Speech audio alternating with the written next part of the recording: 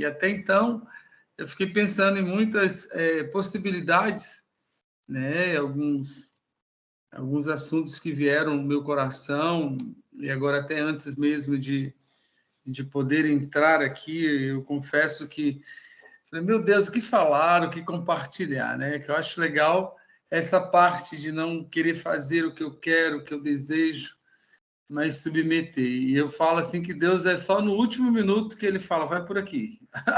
Eu, oh, glória! Amém, né?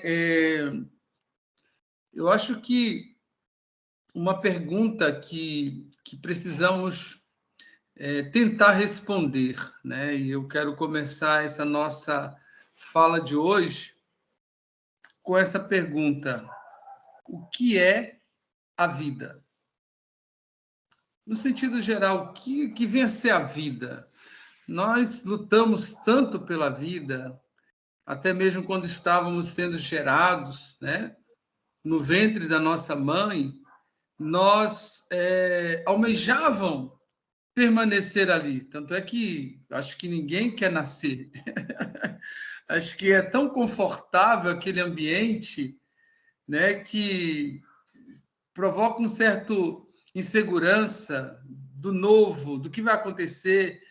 E você vê que até mesmo na gestação normal há um tempo determinado, e naquele tempo há toda a conspiração, né, na questão da constituição humana, para que realmente expulse daquela zona de conforto. E, obviamente, parece-me que eu não sei se é coisa clínica ou se é uma necessidade, que a criança tem que chorar. Primeira coisa, tem que provocar esse choro, até para poder ali expressar e sair todo, qualquer que seja, obstáculo. Eu estou falando assim no meu mero conhecimento, viu, irmãos? Eu não tenho nada com obstétrica, né? É obstetria, mas é o que a gente percebe, né? Um tapinha tem que chorar para começar a despertar para a vida. Interessante se nós pensarmos nesse ponto de vista, e eu quero começar o que Deus colocou no meu coração, de qual a expectativa que a partir daí geramos. Jesus, em João capítulo 14, versículo 6, ele declarou que ele era a vida.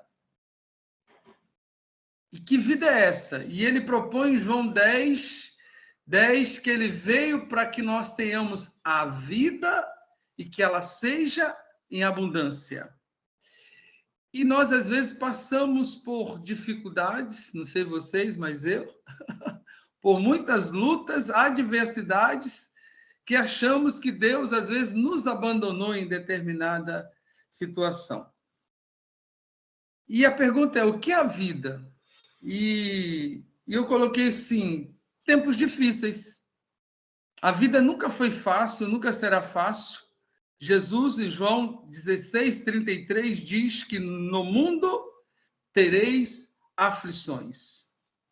Mas nós, numa conjuntura, nós só idealizamos coisas boas, que, obviamente, né? A gente não está preparado para os momentos ruins, ou não nos preparamos, ainda que sabemos que vai acontecer. E eu fui meditar aqui em 2 Timóteo, capítulo 1, e aí eu convoco os amados também, a poder estar meditando comigo. O apóstolo Paulo, ele, em meio a todas as adversidades a quais ele estava passando, ao escrever essas cartas em prisões, sobre açoites, sobre todas as adversidades possíveis de um homem, ele sabia que haveria um propósito em tudo, ele tinha convicção disso. E ele diz aqui em 2 de Timóteo, capítulo número 1, eu vou começar do versículo 1, mas eu quero me ater ao versículo 3 e 2. Ele diz assim: Paulo, apóstolo de Cristo Jesus, pela vontade de Deus, conforme a promessa da vida em Cristo Jesus, ao amado filho Timóteo, que a graça, a misericórdia e a paz da parte de Deus, Pai, e de Cristo Jesus, nosso Senhor, esteja sobre você. Dou graças a Deus, a quem desde os meus antepassados sirvo com a consciência limpa, porque sem cessar, aleluia, lembro de vocês nas minhas orações, noite e dia. Vou repetir esse versículo. Dou graças a Deus, a quem desde os meus antepassados sirvo, aleluia, com a consciência limpa, porque sem cessar lembro de vocês nas minhas orações, noite e dia. Irmãos, um intercessor nato, alguém que tinha como propósito maior, de fato, servir ao Senhor com toda a sua integridade, um homem íntegro no chamado. Porém, sabemos muito da história do apóstolo Paulo, mas não é o que Deus colocou no meu coração. Primeira coisa que Paulo traz para nós aqui, de uma luta, de uma dificuldade que ele estava passando, de tempos difíceis, e que ele queria preservar uma vida que Deus havia disponibilizado para ele, foi, né, a certeza que, em meio a toda a luta, ele era um canal de bênção. Ele deveria expressar, em meio a todas as adversidades, quem era o Deus que ele servia, quem ele estava, qual o propósito de Deus que ele havia estabelecido. E ele diz assim, a graça, oh, aleluia, em tempos de reclamar, em tempos de discutir os porquês da vida em relação a estar servindo a Deus e passando por adversidade, ele começa a escrever para o filho dele na fé, assim ele o intitula, a graça, a misericórdia e a paz.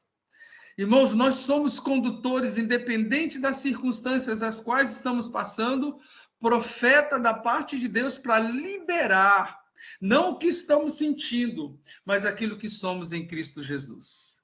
E o apóstolo Paulo, claramente, ele declara isso, a graça, a misericórdia e a paz. Então, a primeira coisa que Paulo traz, antes mesmo, é a bênção de Deus sobre Timóteo. Independente do que nós estivermos passando, e nós colocamos aí algumas orações a serem expressadas diante de Deus, é sabermos que nós somos condutores da bênção do Senhor. Se atentamente obedecer a esse mandamento e guardar, está em Deuteronômio capítulo 28, todas essas bênçãos virão sobre ti e te alcançarão.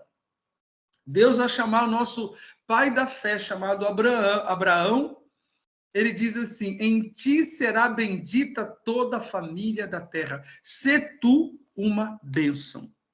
Paulo começa a dizer assim, quando eu expresso em meio à adversidade, à dificuldade, quem eu sou em Deus, o que eu tenho que fazer em Deus, eu começo a entender melhor, né? E começo a avaliar os níveis de relacionamento, independente da circunstância, independente do que eu esteja passando, do meu nível de relacionamento com Deus.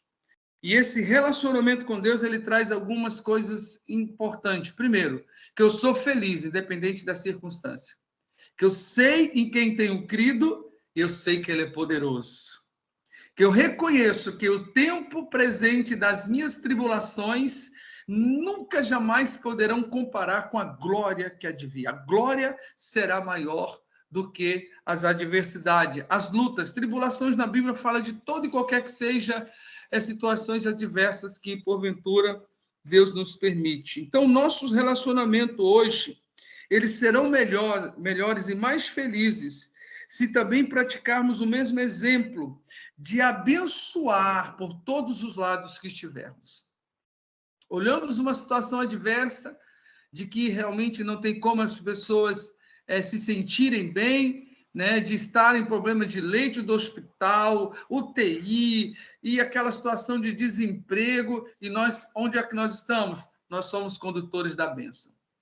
Que a graça, a paz, a misericórdia de Deus seja sobre nós. E essa graça não é somente o favor imerecido, é muito mais. É quando tudo estiver ao contrário, Deus muda de uma forma para que o nome dele seja glorificado. A graça de Deus muda maldição em bênção. A graça de Deus ressuscita mortos, ressuscita sonhos, ressuscita projetos que talvez eu e você não teríamos jamais condições de estabelecer aqui na Terra. Então, Paulo começa sobre isso, começo essa introdução. Então, se nós tivermos essa atitude, as pessoas se sentirão mais acolhidas, serão... Irmãos, nós estamos vivendo tempos difíceis da igreja no sentido geral, de reclamação, de murmuração, de afastamento, de esfriamento espiritual. Estamos, sim, sendo abalados. O mundo todo hoje está sendo abalado. As guerras estão sinais de Deus. E, de repente, nós deixamos que isso adentre aquilo que Deus falou, que independente das guerras, porque a paz de Cristo, que excede todo entendimento, não significa que nós não teremos problema, não significa que nós não vamos passar por adversidade, pelo contrário, nós vamos ter problema, nós vamos ter adversidade, mas nós vamos ter o príncipe da paz junto conosco, aquele que governa, aquele que está no controle de todas as coisas. Então, essas três belíssimas atitudes que Paulo traz dessa virtude, né, da graça, da misericórdia e da paz que Deus tem para nós, vai com certeza nutrir a nossa fé para podermos alcançar as nossas vitórias em Cristo Jesus. Então, isso está ligado, querido, a um sentimento de abrir o nosso coração, de abrir o nosso íntimo. Ele mesmo diz que ainda que o homem exterior, lá em 2 Coríntios capítulo 4, versículo 7, salvo engano, diz, ainda que o nosso homem exterior venha se corromper, o homem interior, o nosso eu, se renova dia após dia. Essa certeza, eu estou passando mal, essa certeza que Jó teve, né, de que a mulher viu ele naquele estado deplorável, aonde ele estava pele e osso, se coçando com cacos de telha, e ela vê aquela situação e fala, não, a melhor situação para esse homem é a morte. Eu posso aqui conjecturar e falar, se Paulo estivesse vendo Jó naquela situação, nesse ímpeto que ele diz assim, que a graça, a misericórdia e a paz de Deus seja sobre a sua vida. Porém, aquela mulher usou algo que ela estava mesmo, né, pela toda aquela situação, aquela carga que ela teve, que não foi fácil, diz, amaldiçoa o seu Deus e morra. Ou seja, talvez ainda Deus está te sustentando porque ainda você acredita. E Jó diz, mulher, tu fala como a louca, eu saí nu, eu vou voltar nu, mas louvado seja o nome do Senhor. Aquele homem gozava no seu íntimo de graça, de paz e de misericórdia. E as misericórdias do Senhor são a causa de não sermos consumidos. O que isso tem poder para nós, como nós declaramos isso? Tem o poder de abrir o nosso coração humano para criar atmosfera tanto no reino espiritual, como na questão psicológica, de crer, de não deixar contaminar a nossa mente. A nossa mente é a maior fonte poderosa, não deixamos contaminar. Por isso que uma das primeiras armaduras colocada lá em Efésios capítulo 6, primeiro é o capacete da salvação. Oh, glória! É porque é ali que vem as influências na nossa mente, de não acreditar no poder de Deus, não acreditar, porque nós vamos olhar a circunstância. E Paulo diz, não, o que você está vendo é temporais. E o que você não está vendo são eternas em Cristo Jesus. Não somente a promessa da vida eterna, mas daquilo que Deus tem para nós. É quando nós fechamos os nossos olhos carnais e abrimos os nossos olhos espirituais. Então, abre de uma dimensão tremenda essa atmosfera, tanto psicológica como atmosfera espiritual, para nos tornar a situação, ainda que contrária, agradável.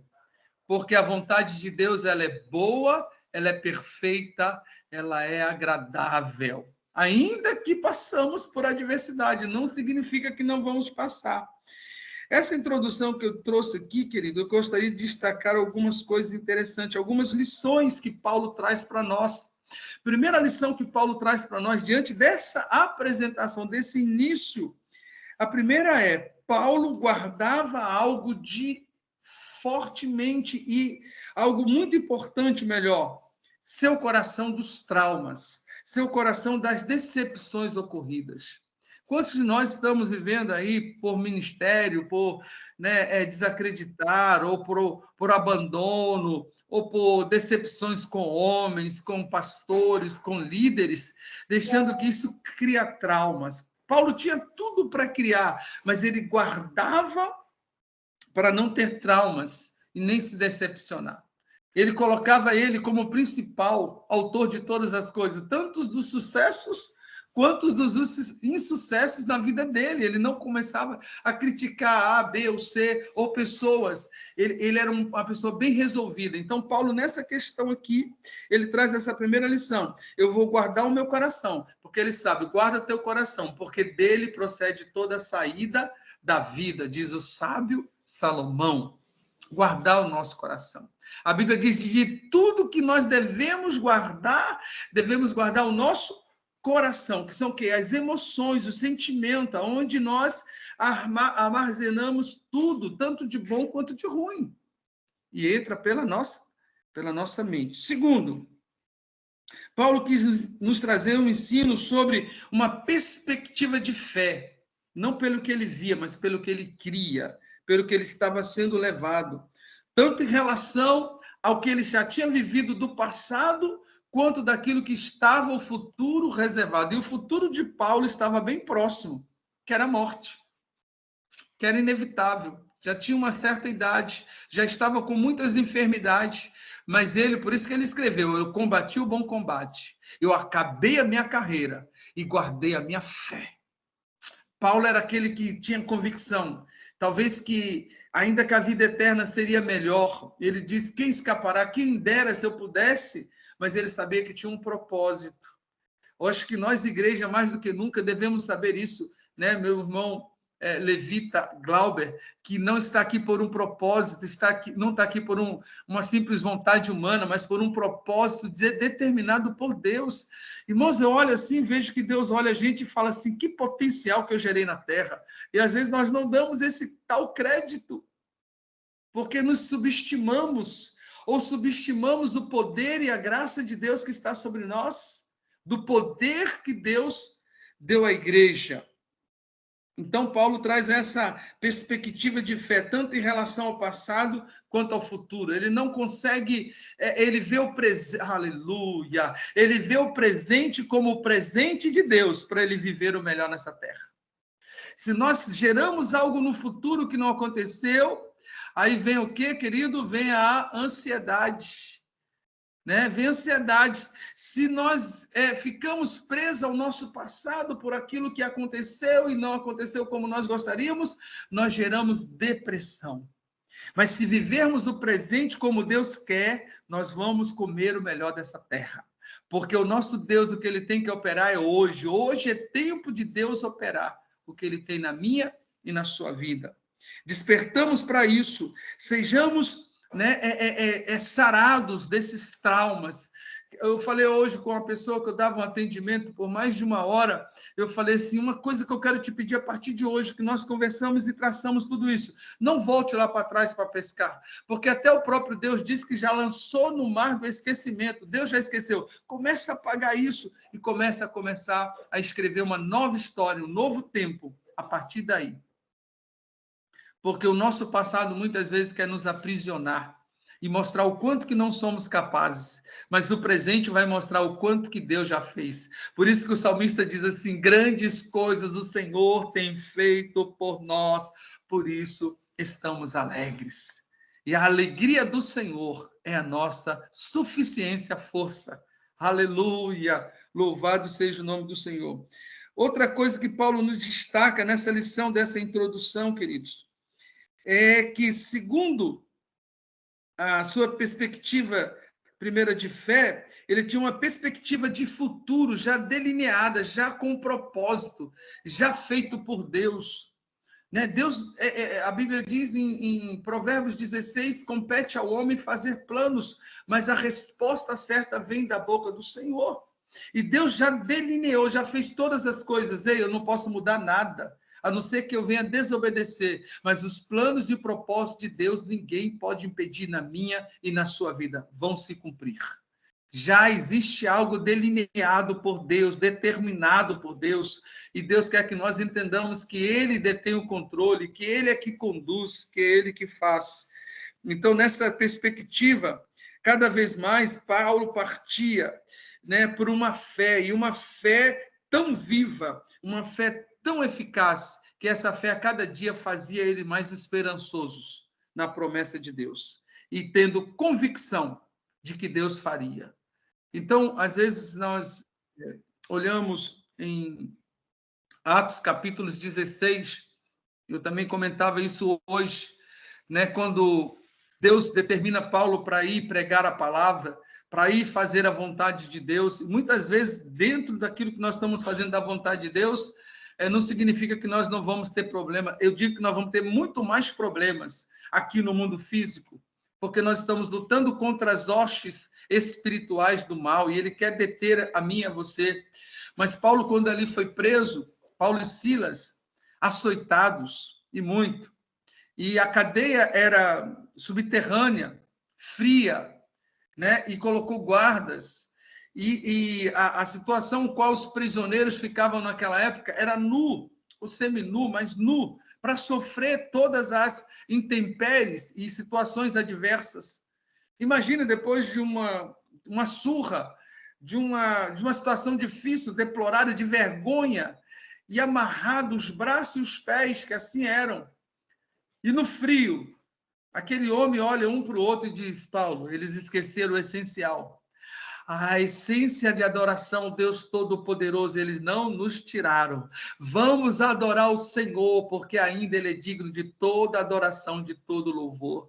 E aí, querido, foi quando as cadeias se quebraram, não foi quando ele murmurou, quando ele expressou com toda a dor e sofrimento que ele é digno. Eu não sei a música que ele cantou, mas eu sei que ele dizia que ele é santo, que ele é digno, que ele era lindo, que ele era maravilhoso, que ele era poderoso. Independente do que ele estava passando, ele sabia que tinha um Deus que estava vendo, que ia agir de uma forma sobrenatural.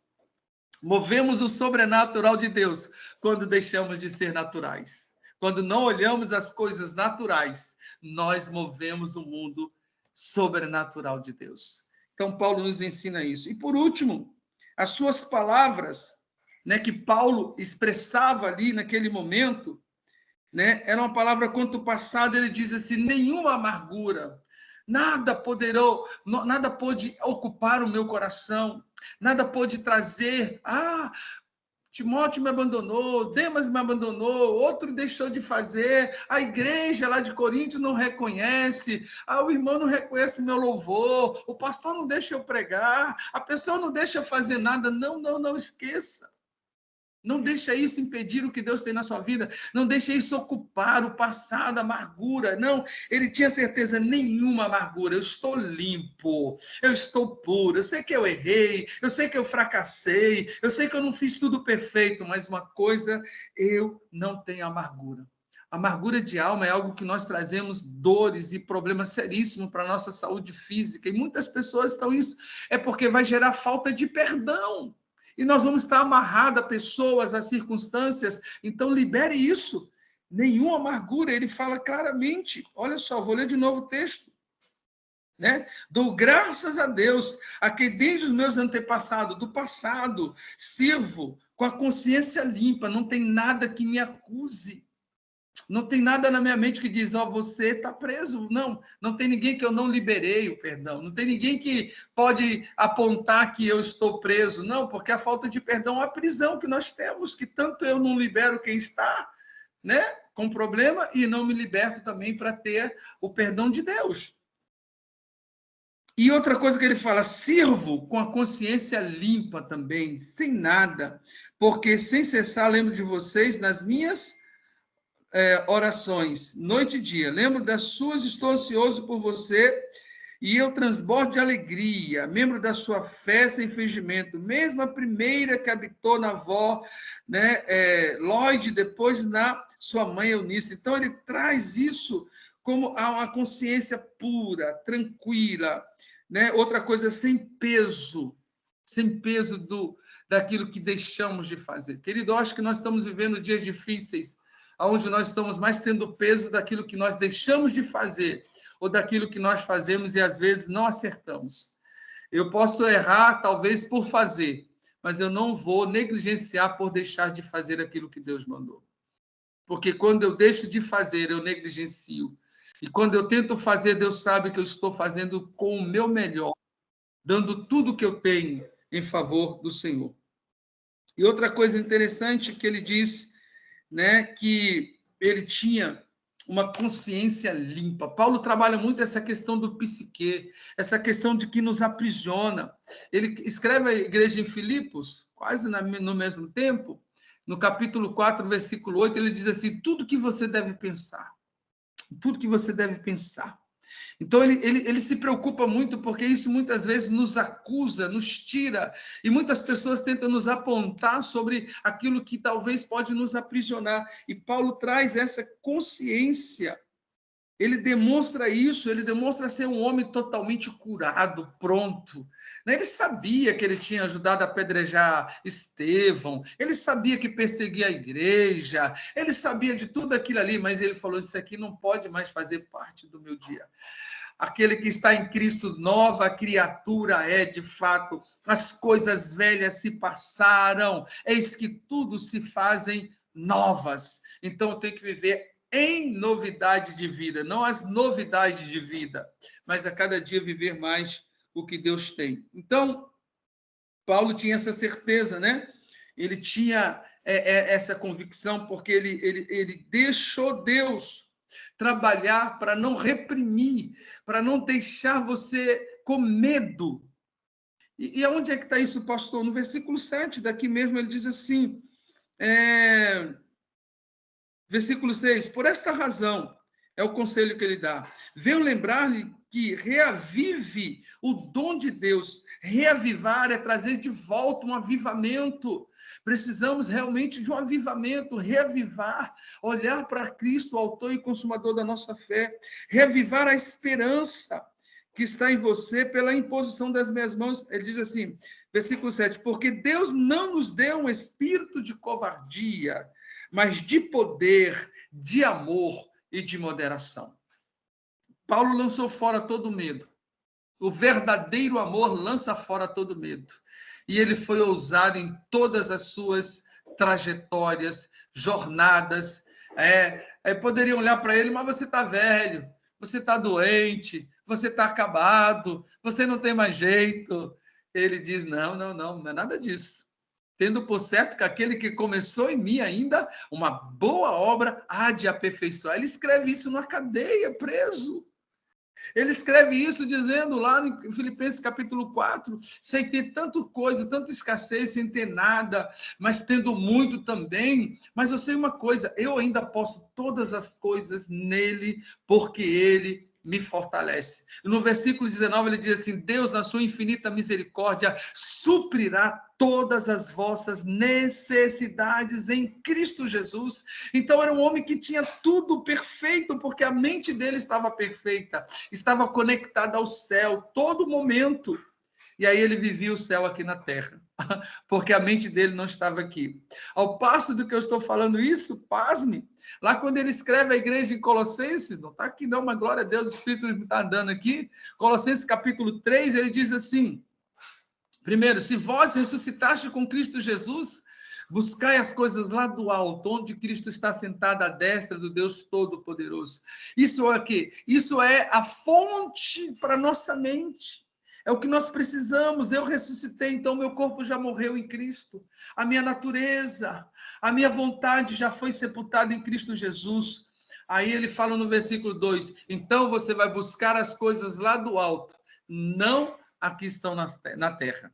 Irmão, nós pecamos muito, nós erramos muito, nós estamos tão presos, apegados às coisas terrenas que vão passar, às circunstâncias, ao que as pessoas dizem do que aquilo que Deus falou para nós, daquilo que Deus depositou, né? Então, quando nós observamos isso, queridos, ele cultivava, acima de tudo, Paulo, ele cultivava dentro dele uma convicção tremenda, que acima de tudo, acima de qualquer circunstância, ele não poderia perder a sua convicção de quem ele era em Cristo e a sua fé. Ele não podia perder, ele trabalhava muito isso. Eu posso aqui conjecturar que o capacete da salvação de Paulo estava tão ajustado que os dardos vinham, as situações vinham, e ele fala assim, a minha mente, eu tenho a mente de Cristo. Oh, glória! O que está na minha mente é algo que Cristo colocou, e não que os outros estão querendo imputar, não que os outros estão querendo colocar. E ele diz assim, é por isso que estou sofrendo estas coisas, mas não me envergonho. No versículo 16, no versículo 12, ele diz assim, não me envergonho, porque eu sei em quem tenho crido, e eu estou certo de que ele é poderoso para guardar aquilo que me foi confiado até aquele dia. Paulo sabia da sua confiança ao Deus que confiou algo para ele carregar até aquele dia. É o mesmo Deus que confiou algo a você. Eu não sei o que Deus depositou nas tuas mãos, então não largue agora. Não transfira a responsabilidade. No reino de Deus não tem transferência de responsabilidade para aquilo que Deus te deu, para aquilo que Deus confiou. Querido, Deus confia em mim porque, oh meu Deus do céu, Ele escolheu as coisas loucas deste mundo, mas Ele sabe do potencial que nós somos nele. A Bíblia diz que no Senhor nós faremos proezas, coisas grandes. Sim, as pessoas estão buscando sinais, cura, milagres, glória a Deus, bens materiais, amém, queridos. Mas a Bíblia diz que essas coisas serão acrescentadas. Mas a Bíblia diz que nós devemos buscar em primeiro lugar o reino de Deus e a justiça do Senhor. Vivermos aquilo que Deus quer que nós estejamos vivendo. Né? Vai ter muitos enfermos no nosso meio, vai ter muitas pessoas que vão se perder, mas nós não podemos ser aqui desacreditados daquilo que nós colocamos como fé. Paulo, o que ele buscava acima de tudo? Aí eu digo, ele buscava um equilíbrio, tanto psíquico, do nosso psique, como espiritual. Ele buscava o equilíbrio, né, para não deixar a mente dele, porque a nossa mente é fonte de toda a vida, a nossa mente é fonte de todas as forças, tanto para o nosso corpo físico quanto espiritual. Queridos, é fato, se você começar a declarar alguma dor no seu corpo, no ponto, aquela dor vai surgir. Quanto também, como foi falado pela nossa irmã, se você dobrar o seu joelho, que é a posição que os cientistas agora estão falando, e Deus já mostrou isso há muito tempo, você começa a oxigenar no seu cérebro, potencial para você começar a acreditar nas coisas. Olha que coisa, não é por um acaso. Na nossa cabeça existe 12 comandos específicos, poderosos, não é por um acaso. E aonde que o inimigo quer atingir na nossa mente, para nós deixarmos de acreditar, para nós deixarmos de viver o que a palavra de Deus tem para nós. Então, Paulo não tinha uma vida simplesmente, uma fé simples, ele tinha uma fé, e essa fé era fundamentada em algo que ele acreditava. Ele buscou de Deus, ele se aperfeiçoou em Deus, e ele não abriu mão disso. Por isso que ele diz a frase que Paulo diz, que todo mundo coloca, né? Quando alguém parte para a eternidade, combati o bom combate, acabei a minha carreira, guardei a minha fé. Vamos analisar isso melhor. Combati o bom combate. Então, ele nunca se desesperou, ele nunca largou as armas, ele nunca baixou a arma, ele combateu o bom combate. Ele sabia que se ele morresse, ele estava morrendo em Cristo. Mas que combate é esse? É espiritual. A nossa luta não é contra carne nem sangue. A nossa luta é fazer com que a vontade de Deus se cumpra na nossa vida. Completou a carreira. Qual é a carreira? É o chamado, irmãos.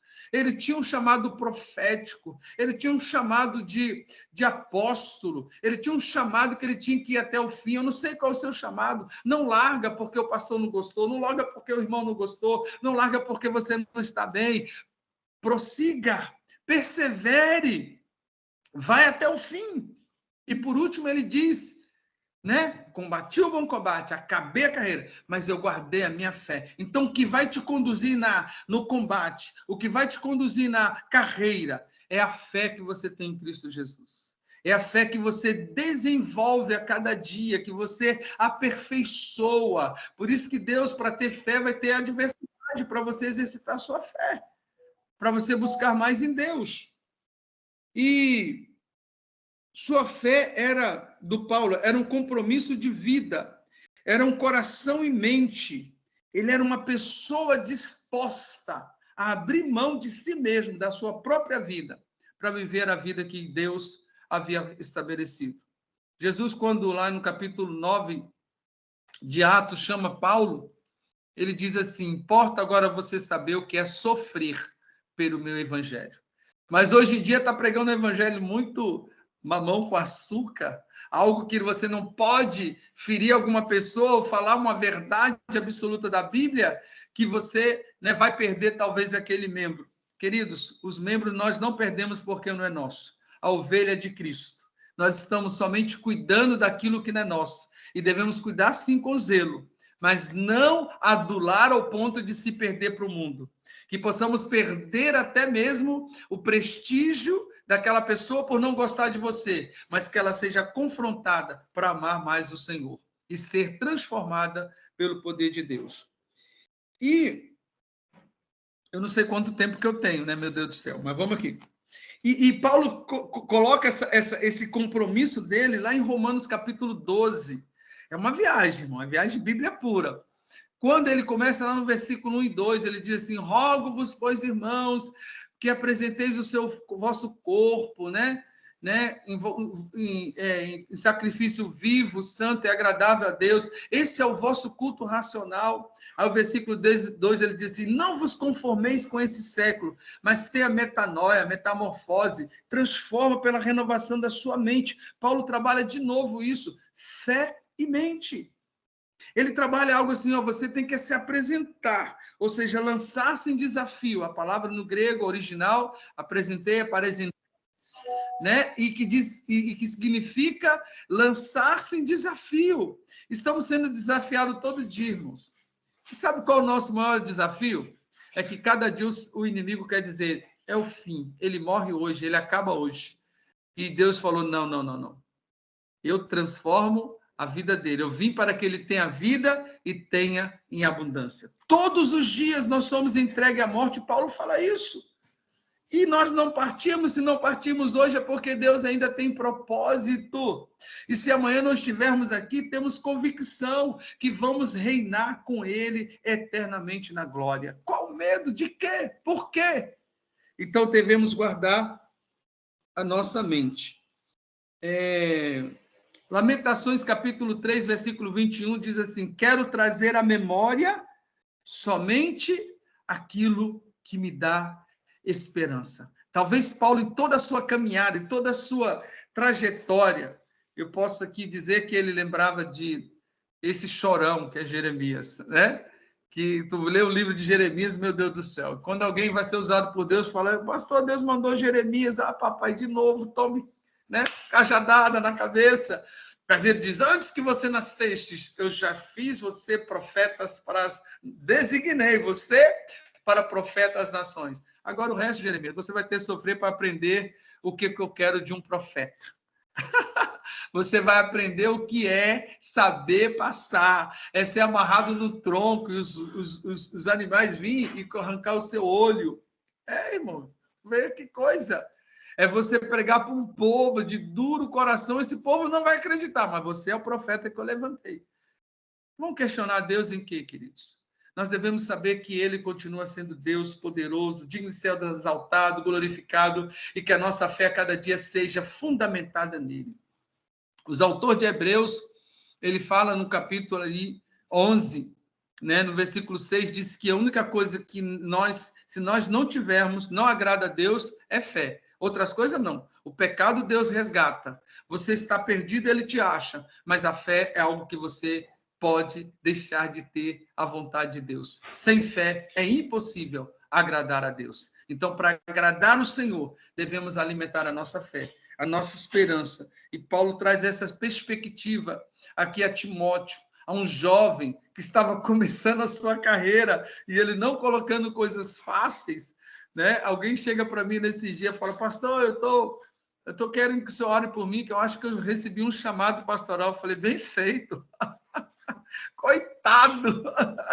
Se é de fato um chamado, irmão, não é esses formados, não. Esses que são aí catedráticos, né, administradores, não. O chamado lhe custa, né, deixar de ser você e ser aquilo que Cristo deseja que você seja.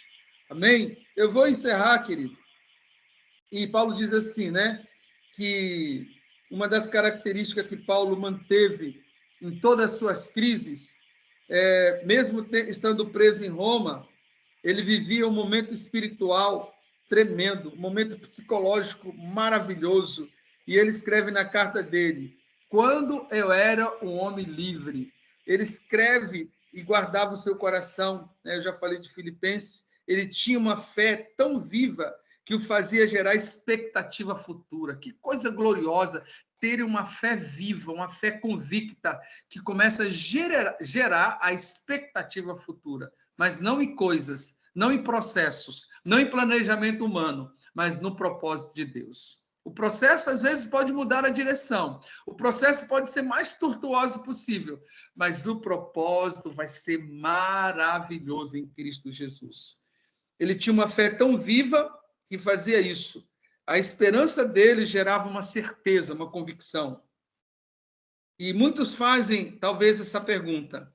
Na hora final, o que nós vamos sentir? Naquele momento final, se Deus chamar, o que eu faria? O que eu ia falar para Deus? Me dá mais um tempinho, Senhor, que agora eu vou saber que eu tenho que fazer mais, eu vou correr mais, eu vou evangelizar mais, eu vou louvar mais, eu vou pregar mais.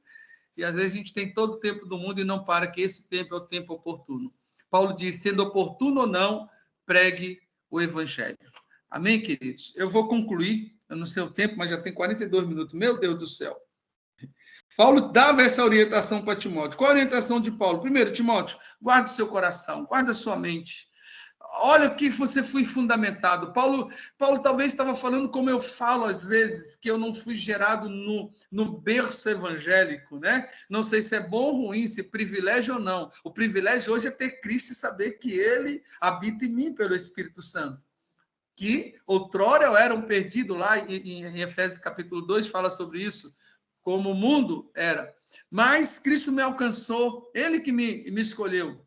Ele diz, não foi vós que me escolheste, mas eu que vos escolhi para que vá de fruto e o vosso fruto permaneça. E glória a Deus por isso que eu estou vendo frutificando ainda na minha vida, no meu ministério, o batismo, pessoas sendo alcançadas, o evangelho sendo pregado, Deus alargando as tendas. Eu estou vivendo esse momento. E eu falo para as pessoas, eu quero viver isso todo dia, porque eu não sei o dia que Ele me chama. Naquele dia eu quero falar, Senhor, eu fiz tudo o que eu podia. Eu combati o bom combate. Eu acabei a minha carreira, Senhor, mas eu guardei a minha fé. Está aqui, Senhor. As minhas mãos eu te apresento a obra que o Senhor me confiou. Ele falava isso com Timóteo, sabe por quê? Porque ele sabia que esses últimos tempos, e nós estamos vivendo isso, né? Ele falava, Timóteo, você ainda que foi gerado, você teve uma avó de excelência, né? Ali no preparo seu, a sua avó, né, te ensinou os caminhos. A sua avó Lloyd te ensinou tudo, porque ensinou a sua mãe. A sua mãe tinha algo certo, te ensinou. Você teve um berço onde você ensinou os princípios, mas eu quero te ensinar algo como apóstolo, como alguém que viveu algo bem adverso do que você pôde ter vivido. Guarde a sua mente, guarde o seu coração. Não guarde remorso. Você vai sofrer, você vai passar por muitas adversidades, você vai passar por muitos abandonos, mas guarde a sua mente em Cristo. Guarde a sua mente em Cristo, guarde o seu coração nas coisas que satisfaçam o Senhor. Por que, Timóteo? Ele diz, porque nos últimos tempos vai ser diferente os líderes. Vão ser egoístas, vão ser avarentos, vão ser arrogantes, vão ser blasfêmios, vão ser ingratos. E ele enumera um montão de coisas que nós estamos vivendo hoje. Por quê? Não guardou a mente em Cristo. E nós precisamos que ele cresça e que a gente diminua. Nós precisamos ser servos e não servidos. Nós precisamos aprender com o exemplo de Cristo. Ele que poderia ser servido por todo, e Pedro fala isso. Não, eu que tinha que lavar os seus pés, por que não lavou antes, miserável? Só porque eu estou te ensinando algo e você não está sendo ensinável, fica na sua aí, porque você não está entendendo o que eu estou fazendo agora. Mas mais tarde, quando te converteres, você saberá. Que Deus tenha misericórdia de mim. E eu quero encerrar essa noite. Que a graça, que a misericórdia, que a paz de Deus, Pai de Cristo e Jesus Cristo, nosso Senhor, esteja sempre com vocês. Amém.